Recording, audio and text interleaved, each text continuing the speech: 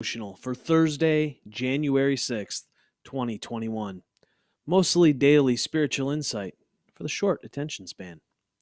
Our passage this morning, or this afternoon, is John chapter 1, verses 35 through 42. It goes like this. The next day, John was back at his post with two disciples who were watching. He looked up, saw Jesus walking nearby, and said, "Here he is, God's Passover lamb." The two disciples heard him and went after Jesus. Jesus looked over his shoulder and said to them, "What are you after?" They said, "Rabbi," which means teacher. "Where are you staying?" He replied, "Come along and see for yourself." They came, saw where he was living, and ended up staying with him for the day. It was late afternoon when this happened. Andrew, Simon Peter's brother, was one of the two who heard John's witness and followed Jesus.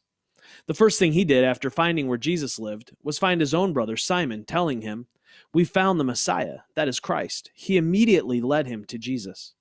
Jesus took one look up and said, "You're John's son, Simon. From now on, your name is Cephas, or Peter, which means rock."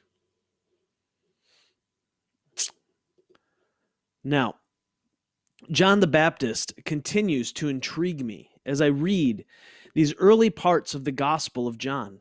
I'm finding him instructive for me as a pastor. We live in a day and age where pastors build platforms. I'm guilty of it. I failed at it, but there has been a significant season in my life where I was deeply desirous of building my platform to broaden my influence.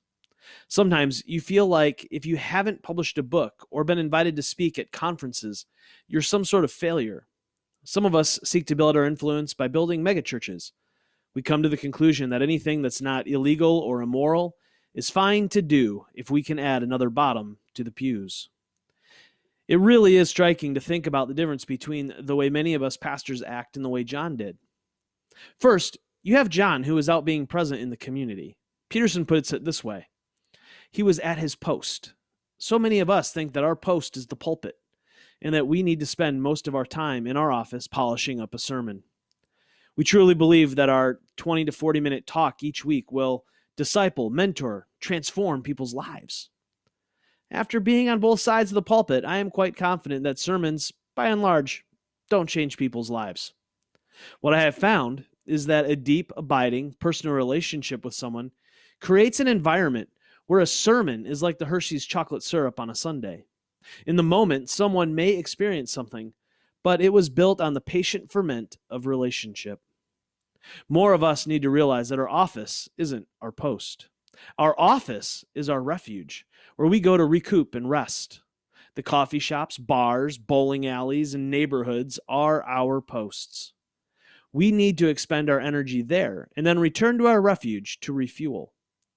Second, John was more concerned with those who he was building into seeing Jesus than seeing him. Did you notice that? As soon as he saw Jesus, he pointed his disciples to Jesus. What did they do? They left John and followed Jesus. Also notice that Jesus was out and about in the community too. John's greatest desire was people to follow Christ. His goal through his teaching and mentoring was for people to leave him and follow Christ.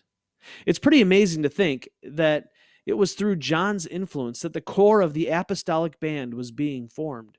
Peter, arguably the most famous, came to Christ because his brother Andrew saw Jesus because of John. When it's not about us, it can be about Jesus. This means that we must be faithful to attend our posts and point people to Christ. Now, you don't have to be a pastor to live like John. You can be anything. It just so happens that my calling is that of pastor. I'd love to hear from you about how you see what I might start calling the John principle play out in your profession or life at the moment.